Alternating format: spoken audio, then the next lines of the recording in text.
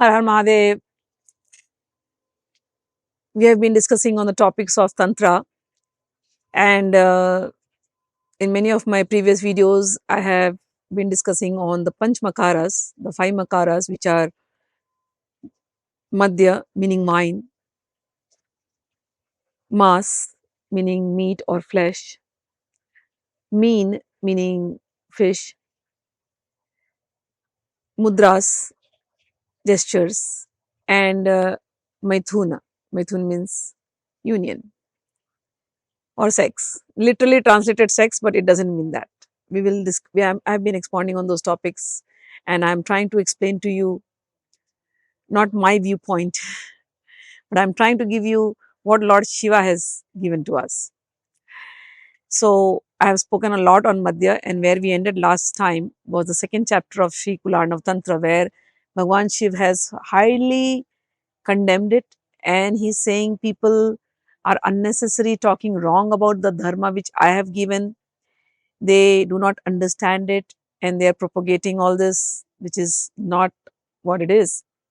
He very explicitly told that anybody who is allowing animals to be killed in the name of tantra, or they do not really understand kul dharma, he has very strongly condemned it, not allowed it.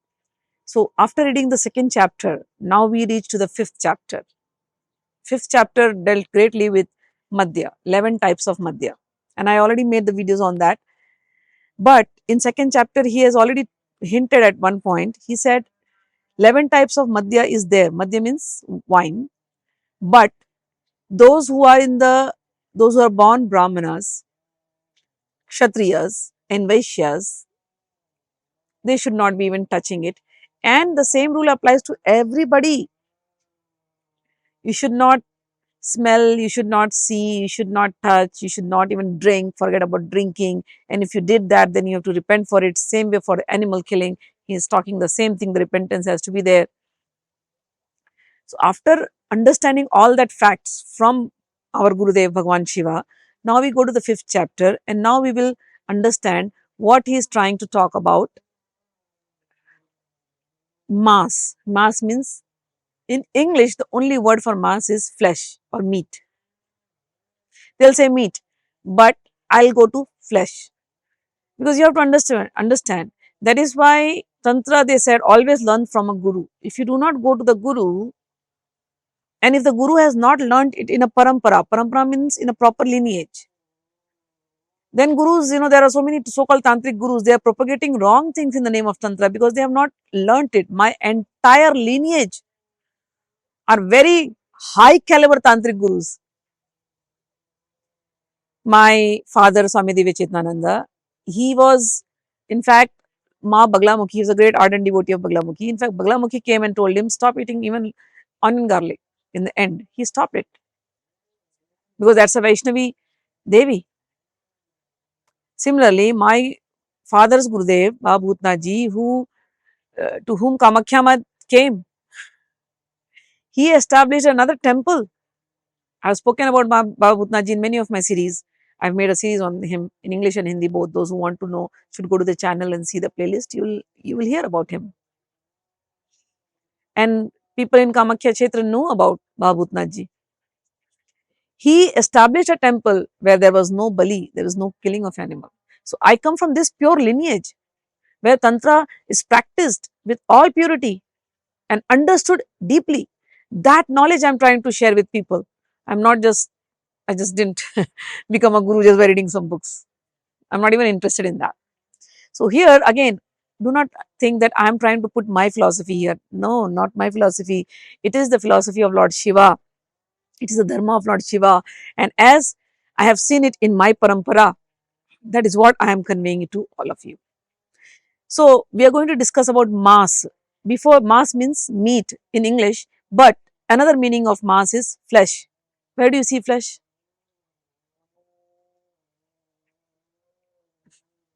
Entire body is flesh, is it not?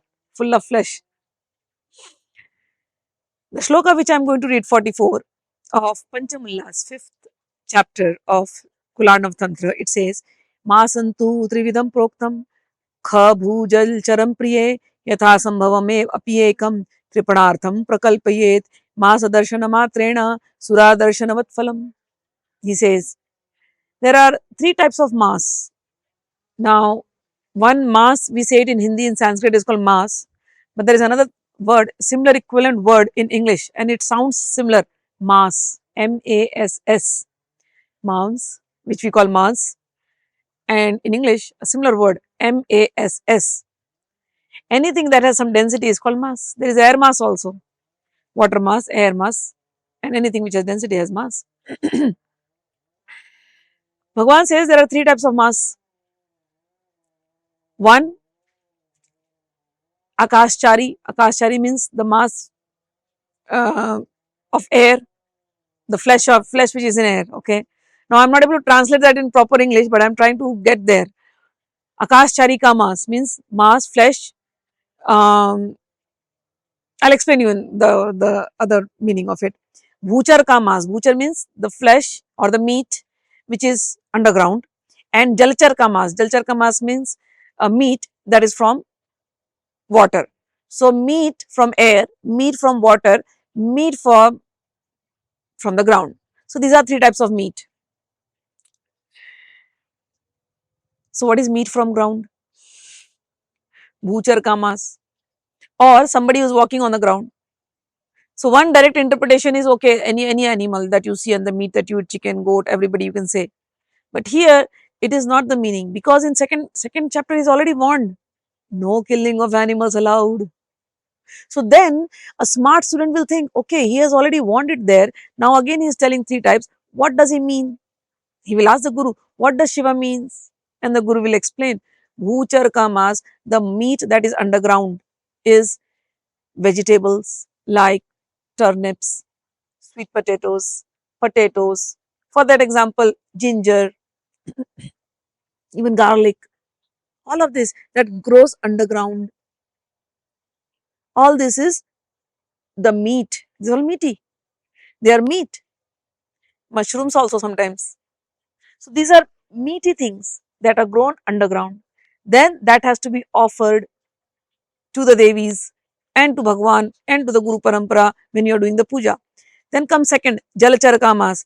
Anything that is liquid or anything that is that we obtain from the water. So in India, in Kashmir specifically, in those areas, hilly areas, people make vegetables curry out of the stalk of lotus stalk curry.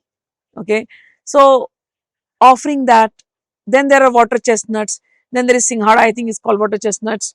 So some of the things, some fruits that come from water-borne plants, that is called as meat of the water. Then there is meat of the air. What do you mean by that? All those fruits, hanging fruits, vegetables, even for that matter, even those fruits in which the air is, like you see a watermelon. A watermelon is very big in size, but it can float on water. It looks heavy, but it can float on water. How? Because watermelon is full of water and the air density is more. You take a kiwi fruit, it will float on water because the air is more, the air mass is more. It looks like a dense object, but air is more in that. So all these kind of vegetables which are underground, which are light in weight, which are juicy, tomatoes, cucumbers, etc. So every time you see the vegetables, you will know. All these are the things out of which at least one you can offer to the Devi, to the deities. This is the offering. Killing of animal is not allowed. He has already warned it here. And he said, all this thing has to be visualized. If the others are not there, even you can just visualize that you are offering all these things to the deity.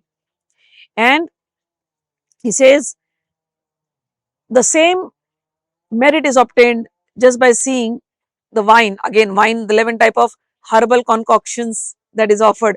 If somebody sees those herbal concoctions, he gets the same merit as much as he sees by offering the fruits and the vegetables to the deities. This what we give to Bhagwan, to the deities. They become energized in the process of puja, and then we consume it. That what we consume then becomes our flesh. becomes our blood, becomes our mind. Is it not? So here three things are, three words he used: Akashchari, Bhuchari and Jalchari. What are these things? One is the direct way how you offer. The next offering is offering of your body.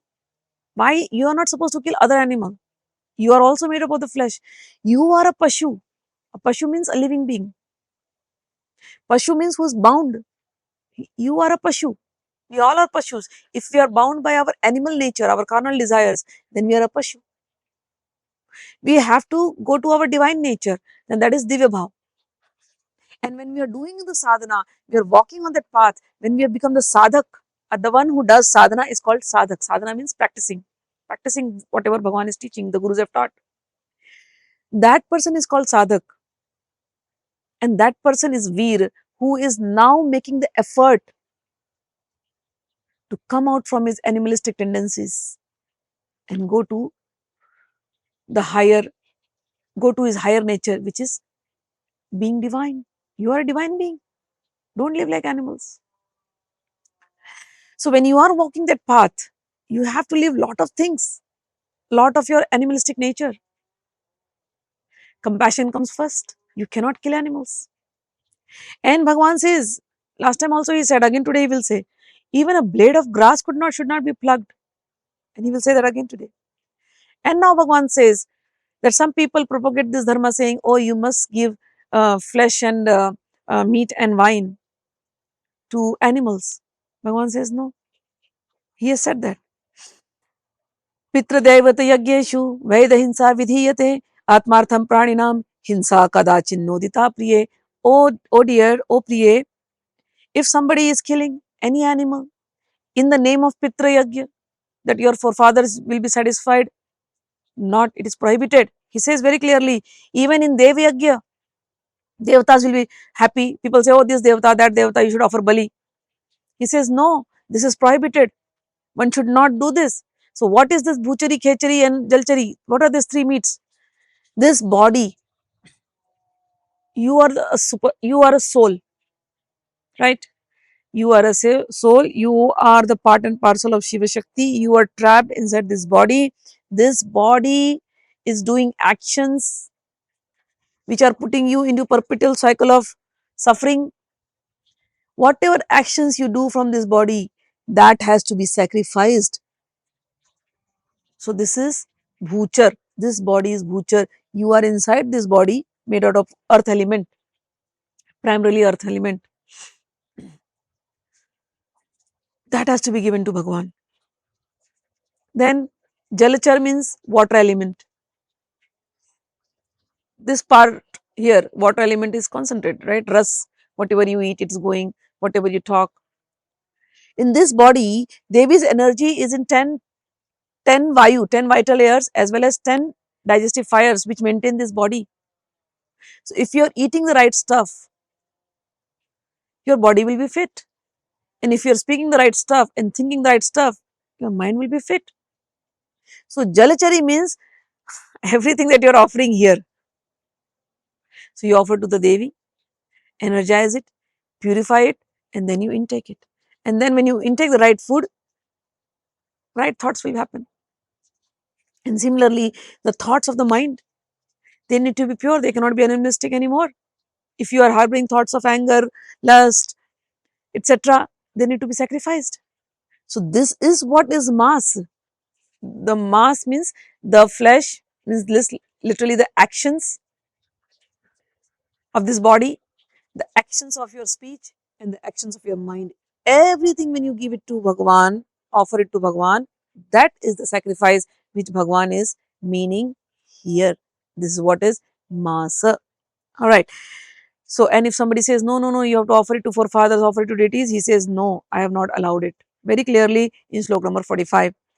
And then in slok number 46, he says, Animittam trinam vapi chedayen kadachana devartham dijartham cha hatva papayna lipyate. He says, one should not even pluck a blade of grass because that also is not right. So if somebody is talking like that, it is not accepted in Tantra. And then he says, If somebody says, oh, you're not understanding, Shiva said that, and you can, deities will get angry, do not listen to what Shiva said. He says, if somebody talks like that, he's warning. That is wrong. Those who do not respect me, respecting Shiva means respecting his words. If they do not follow my instructions, they are walking on the path of sin. He says in Shloka number 47, Mamnadritya yat punyam papam syat pratibhashatah man nimittam charet papam punyam bhavati shambhavi. O Shambhavi, those who do not listen to me, those who disrespect me by not following my instructions, and those who propagate this knowledge that it's okay to not to follow what Shiva said, just go to chapter number so and so and there Bali is spoken, just do the Bali and do not even think of what Shiva spoke earlier. If somebody disrespects me like this, he is verily on the path of sin. And if somebody is telling that, oh, I told you, Bali is to be given, deities will be angry, and if you are not doing, you are doing sin, you are becoming sinful. He says, no. If that person is following my path, then he is on the right path. He says, he goes on saying, what you must do, what you must give. He says, mat karma kurvatam punsam karmalopo bhavenniha tat karma me prakurvanti saptakoti munishvaraha. Whatever karmas you do, every karma, surrender unto me for my happiness. And same thing Bhagavan Krishna has said in the Gita also. Whatever karmas you do, yat kurushi, yat joshi, yat ashnashi, dadasi, yat tapasyasi konte, tat krushmadarpanam. Same thing Krishna is saying in Bhagavad Gita. So you see what Krishna told in Bhagavad Gita, same thing Bhagavan Shiva is talking here. That's why when students come to me to learn Tantra, my first condition to them is learn the Bhagavad Gita first. If you do not know the Bhagavad Gita, do not come, and I'm not going to put my energy into such students who do not want to learn the Gita, because if you have learned the Gita, then explaining Tantra has become easy. Now here Bhagavan has just taken one shloka, mat karma kurvatam pumsam karma lopo bhavinneha.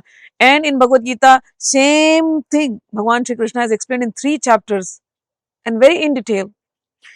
Bhagavan says, all those work, all those karmas that you're doing, do it for my happiness. Those who are working for me, living for me, and that includes yat kroshi, whatever you do, like Gita Bhagavan explained, yat juhoshi, yat ashnasi, whatever you're eating, whatever you are giving, dadasiyat, whatever you give in charity, whatever austerities you're doing, do it for my happiness. Same way, Bhagavan is saying, when you're eating food, what food? The sattvic food.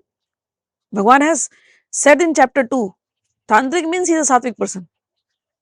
So now we are reading chapter 5. So you have to, a real student will connect the dots. He will go chapter wise, chapter wise, chapter wise, and if his fundas are clear, then he will not get confused. He knows what he is talking. So the clarity has to be there. So he says, those who are doing that, they are free from all the karmas. Those who are working for me, they are free from all the karmas. And he says, this is the way even the Saptakoti Munishwaras also, they are also doing the Saptarishis also, they also work in the same way. And then he says he's describing about a process of Pashubali. Again, understand, I'm not reading the shlokas, I'll explain you the process. Pashubali. What is a Pashu? By now your mind should be clear. Pashu means living being, me, myself, not other Pashu. If my thoughts, if my actions, if my speech is like an animal, even the animal is much better sometimes than the humans. Animal will not attack anybody unnecessarily, but humans, they're walking on the street, they'll kick a dog and go for no reason. They'll kill an animal for no reason. They enjoy hunting for no reason. These are animalistic tendencies. An animal will not eat anything if it knows it is not good for you. They have a sixth sense. They use that sixth sense. We also have the sixth sense, but we have just left it somewhere. We eat everything that is not good for us. And then when we fall sick, then when the doctor says, oh, stop doing this, then you change your habits. So who is the Pashu? not that animal that is smart. Human being is the Pashu, who is tied by his own nature. So, whose bali, whose sacrifice we have to give? Our own. Now, that doesn't mean I have to go and cut my head. Okay, understand what I mean to say. The actions that you have done from your body, the actions that you're doing from your speech, and the actions that you're doing from the mind, that has to be sacrificed. And Bhagavan gives the vidhi. He says, by doing this, you become Shivmay. You realize that you are a part and parcel of Bhagavan Shiva. You are Shiva. Who is a Shiva? Not the one who is killing an animal. The one who is meditating like this and is purifying himself. When he entered into the field of Tantra, when he got initiated, he was just like an animal. Then the Guru explained him everything, and now he's doing his sadhanas, he's practicing all the sattvic gunas, and now he's become a veer sadhak, means he's become a brave sadhak who is fighting against his own nature to improve it. And then he is every day sitting and whatever sinful tendencies he had, he's giving it up, giving it up, giving it up, introspecting. That person is a veer sadhak, very courageous, very brave sadhak. Veer means brave, courageous. And when we sit like this, he says here, you should talk to yourself. You should say a mantra to yourself that you are very fortunate to yourself. Okay, sit in meditation and to yourself. You are right now animalistic, but you are very fortunate. You have got the Guru, you have got the instructions. Now sacrifice, cut off these chains of the animalistic tendencies, sacrifice it, give it to Lord Shiva. And by doing this, you will become, you will you will achieve that highest abode of Shiva. Let your bodh, let you be enlightened. Till now, you were not Shiva, you were like an animal. But now, after this process, whereby you have given up all those animalistic tendencies of yours, now you have become like Shiva. Let Brahma's energy flow into your flesh. Flesh means this bodily flesh. Let Vishnu's energy flow into you and maintain your body. Let Rudra means Shiva's energy, flow into your blood. Let you become pure from the flesh, this flesh, from the in the blood and in your mind. All these three states, may you become pure. And when somebody meditates like this for hours and hours and hours, a stage reaches where you are feeling that Brahma, Vishnu, Mahesh, all these pure deities are inside me. And I have become like Shiva. I have become pure. No more intoxication, no more tamasic qualities, no more Ratsic qualities, no more Sattvic qualities. I become like Shiva. What is this Sattvic, Ratsic, Tamasic? Please read the Gita. You know, Bhagavan has explained in almost everywhere, but specifically after 14th chapter, he goes on, 14, 15, 16, 17, 18, he goes on into all these tattvas that I am talking. So here he says, Shiva is saying in sloka number 52, this is what Pashu Bali is. You are a Pashu, you sacrifice your animalistic tendencies and then you become Shivmay, you become like Lord Shiva. That is called as the real Pashu Bali. And for Maamsa Bhaven, so now he's telling very clearly, he's telling what you must offer. Okay, so he says all those animalistic tendencies you can take ginger. Okay, ginger has an animal shape, so you can take ginger or you can take garlic and all this, or there is a herb called nagarmot. You can take either of these, one of these. Ginger is easily available everywhere. So take these three things or one thing, and in that, whatever the animalistic tendencies you have, you just think that okay, everything is gone here, now I'm sacrificing this, and then you offer it to Shiva and throw it off. So here he's saying Maamsa bhave tulashunam. In you cannot sacrifice yourself, so but in that bhava, of sacrificing, you can take garlic, Maamsa bhave tulashunam, sardrakam, nagarantucha, and ginger and nagarmot. You can give it to Lord Shiva, Adaya Pujyat Devi Chanyatha Nishpalam Bhavet, and by doing this, your puja will be successful. And you must, of course, you must offer the Kula Dravya.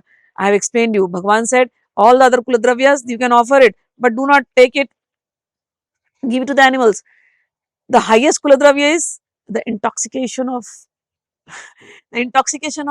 love, love at the lotus feet of Divine Mother.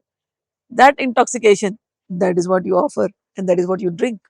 So that Kuladra you have to offer, but simply putting, what we offer is, we offer buttermilk with some brown sugar or jaggery inside it, and that is what we offer, and that is what we consume. The same thing is done in Vaishnavachar also. We offer fruits, food, and we offer Panchamrit. Same thing, exactly the same vidhi, we do it here. And then he says, those who are doing this, O Parvati, Kula Puja Samam Nasti Punyam Anya Jagattraye Tasmadya Pujet Bhaktya Bhakti Muktyo Sabhajanam. He says there is nothing more um, better worship than what I am teaching you. This is what you have to worship. And before that, he told also one thing. He has told, Pishitam Tilamatrantu Tilardhamapi Vinduna Sakrita Tarpana Matrena Koti Yagyafalam Labhet. He says, Tarpan we have to do. So, what is Tarpan actually? Why we have to offer this? This is Tarpanam. Tarpanam means, you know, when we are doing Havan, when we are doing austerities, the bodily heat increases because of the tapasya. And sometimes when we are doing the fire sacrifice, say, the heat increases. So we offer water to the deities to pacify them. So now we are doing sadhana, meditating, and the deities are all inside us. And our body is heated up because of the sadhana. So the heat should not go to the deities. So we offer them water. So externally we offer water, and the same water when we drink, we are offering them water. The digestive fire will increase, and it needs food. So we offer some food to the deities externally. The same prasad we take it internally. This is called real tarpan. This is real tarpan.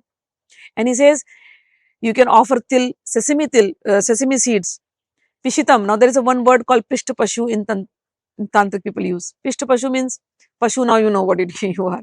But pishta pashu,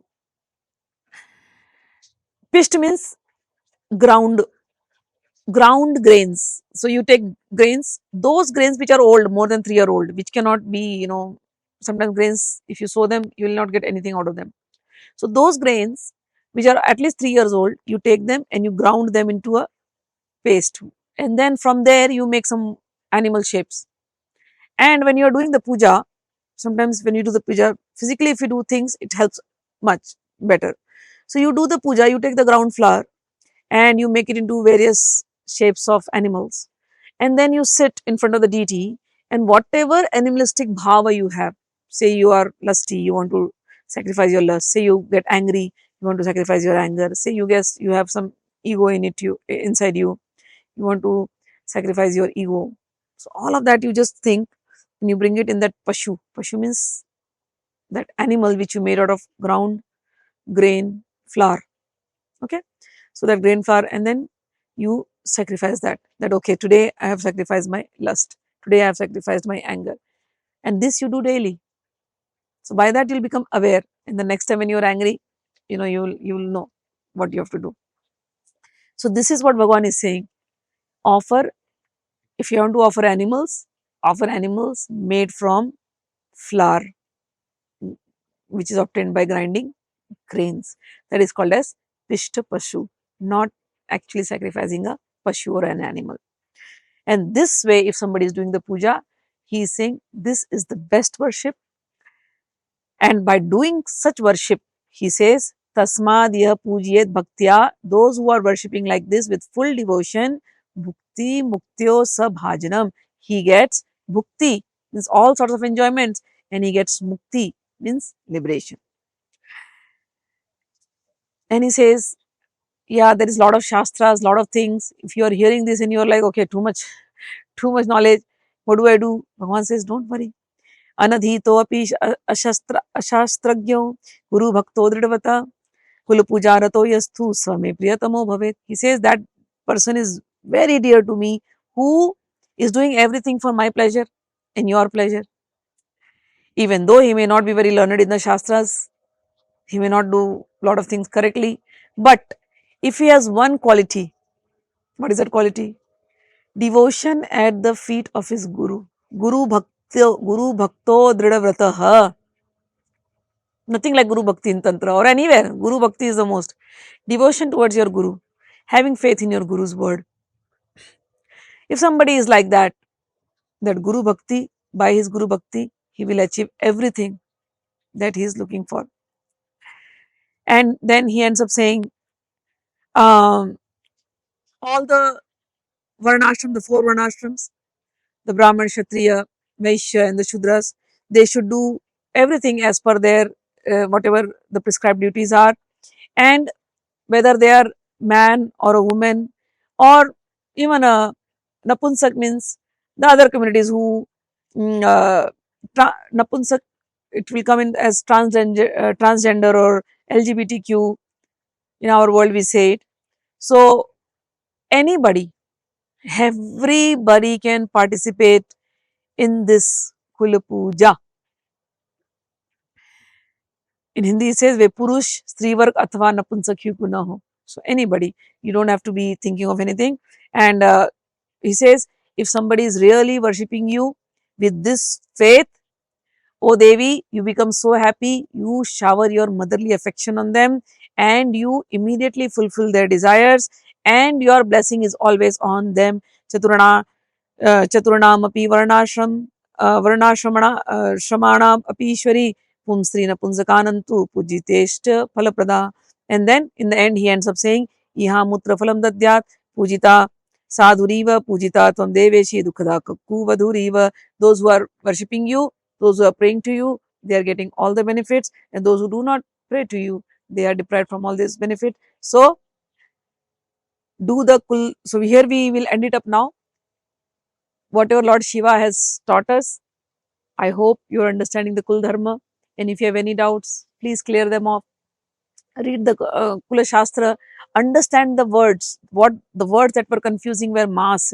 Today I explained you, mass is this flesh and your mind. Okay, that, and anything that has density, fruits, vegetables, everything that has to be offered. Okay, mass. Pashu, now you should understand, you yourself are the Pashu, not any other Pashu. You cannot even pluck a blade of grass. Sura, Madya means intoxication for God, nothing else. So all this you practice, and then we will meet again with some more interesting things in this series of Panchmakar.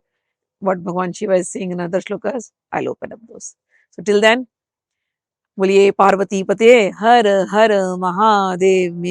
May Lord Shiva and my Guru Parampara be always with you.